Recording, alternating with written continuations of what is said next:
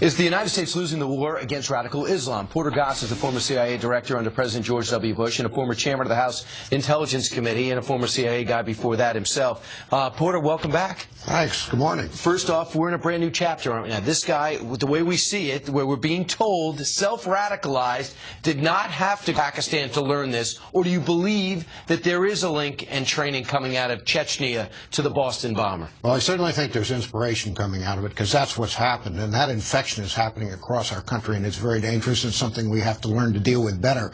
But as for this specific case, I don't know yet, and I think that's part of the follow-up that has to happen. It seems to me it's an intelligence matter.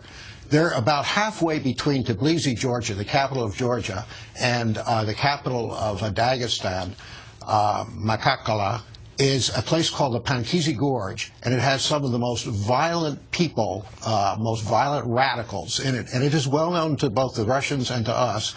And to have a connection there, it to me means that this is a very serious business. These radical Islamists are making war on us. They are doing it in an informal way. Asymmetric warfare. This is unconventional warfare, and we haven't quite figured out the rules of engagement about how to respond, who does what. Why is the FBI overseas doing intelligence work? Clearly they are law enforcement people, and they're doing a fabulous job of law enforcement here, but it seems to me the lash-up between what happened before this, why didn't we stop it instead of having such a great sweep-up team? And that is the same problem as 9/11. We want the information ahead of time so we can forestall these things. Now, it's gotten harder because of this informal infection that comes about through Inspire and other propaganda. The magazine, the Al-Qaeda magazine. Other propaganda that these radicals are putting out there. We've sort of asked the moderate Muslim community to go out and say, look, will you control these people? And what have they said? They've said very little. I think they're either scared or unable to deal with the problem. So somebody has to deal with it. So I'd give up on that. That's not working. Here's what bothers me. The CIA is trained to deal with Russian connections and execute this thing and follow up leads in other countries. But now the FBI's been asked to, and they've been asked to do it at home, where there's a foreign connection. Does it bother you? Well, there's worry. The FBI at home has all the question of the civil rights questions and the privacy questions to deal with. Overseas, the CIA doesn't have that problem at all.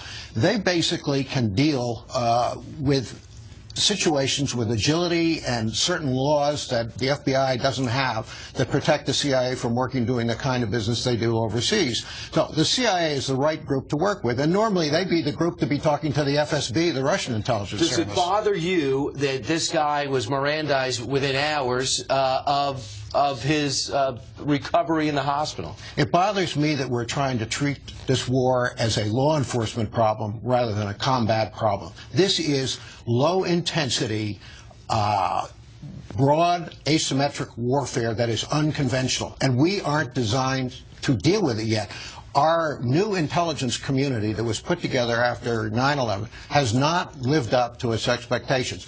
The amount of coordination, information sharing ahead of time should have been better, in my view, although it is too early to reach a positive conclusion one way or the other. But it looks that way right now. So if people are at home or watching this and say, Porter Goss is addressing this situation, 11 years since 9/11, is this a Boston bomber going to happen every 10 years, or do you feel as though this is going to catch momentum and we expect things like this in major cities? We've had an awful lot of attempts in the United States. Most of them have been frustrated because they haven't done the job very well. The enemy is not very well prepared. They don't know how to build a bomb. We had the Times Square thing. I can go quite through a litany that you're very familiar with.